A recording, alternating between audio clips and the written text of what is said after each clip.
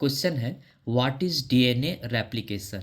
DNA replication का जो question है ये बहुत बार आ चुका है, और अगर आपको क्वेश्चन में डीएनए रेप्लिकेशन देखने को मिलता है तो आप कम से कम ये 3-4 पॉइंट अगर आप लिख देते हैं तो आपको मार्क्स ज़रूर मिलेगा, फुल मार्क्स भी मिल सकता है।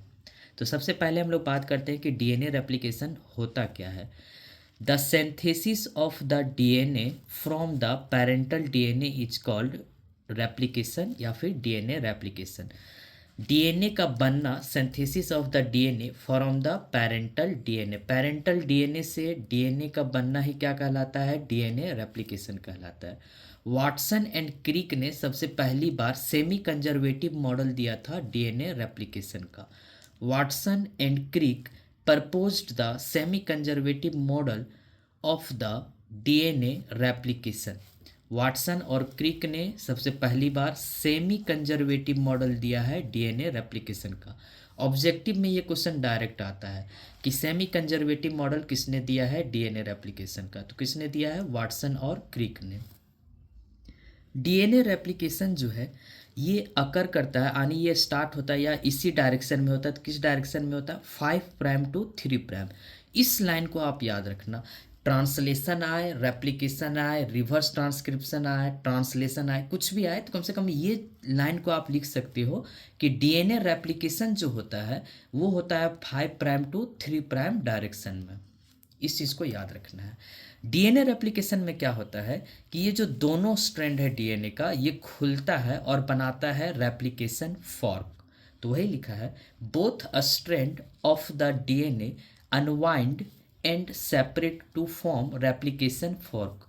दोनों जो स्ट्रैंड है डीएनए का वो सेपरेट होता है, अनवाइंड होता है और सेपरेट होता है। यानी जो उलझा हुआ रहता है वो पहले अनवाइंड होता है, सीधा होता है, और फिर वो सेपरेट होता है, और सेपरेट होने के बाद यहाँ पे बनता है रेप्लिकेशन फॉर्क। इसमें आप देख पा रहे हो ये है टेम्पलेट डीएनए, और इधर जो बन रहा है ब्लू कलर से ये है आपका नया बनने वाला डीएनए। इसमें क्या होता है कि 5 प्राइम टू 3 प्राइम ही सिंथेसिस होगा डीएनए का। देखिए इसमें भी 5 प्राइम से 3 प्राइम ही हो रहा है। एक जो है ये कंटिन्यूअस सिंथेसिस करता है और इसे हम लोग कहते हैं लीडिंग स्ट्रैंड, और एक साइड में डिसकंटिन्यूअस सिंथेसिस होता है जिसे हम कहते हैं लैगिंग स्ट्रैंड। याद रखिएगा, डिसकंटिन्यूअस हो रहा है तो इसे हम कहेंगे लैगिंग स्ट्रैंड, और कंटिन्यूअस है तो इसे हम कहेंगे लीडिंग स्ट्रैंड। डिसकंटिन्यूअस में ये जो छोटा छोटा फ्रैगमेंट बन रहा है इसे हम कहते हैं ओकाजाकी फ्रैगमेंट। डीएनए रेप्लिकेशन में न्यूक्लियोटाइड जो है ये काम करता है सबस्ट्रेट की तरह, यानी न्यूक्लियोटाइड को ही जोड़ा जाता है। तो in DNA replication nucleotide act as the substrate. DNA polymerase जो है इन न्यूक्लियोटाइड को ज्वाइन करके न्यू स्ट्रैंड बनाता है। In DNA replication, one strand undergoes continuous synthesis which is called leading strand। जो स्ट्रैंड का कंटिन्यूअस सिंथेसिस होता है उसे हम कहते हैं लीडिंग स्ट्रैंड, और दूसरा जो स्ट्रैंड है वो डिसकंटिन्यूअस सिंथेसिस होता है। Other strand undergoes discontinuous synthesis which is called lagging strand. जो स्ट्रैंड रुक रुक के टुकड़ा टुकड़ा में सिंथेसिस होगा उसे हम कहेंगे लैगिंग स्ट्रैंड, और जो कंटिन्यूअस सिंथेसिस होगा उसे हम कहेंगे leading strand.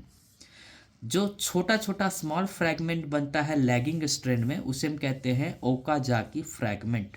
The small fragment of the lagging strand is called Okazaki fragment.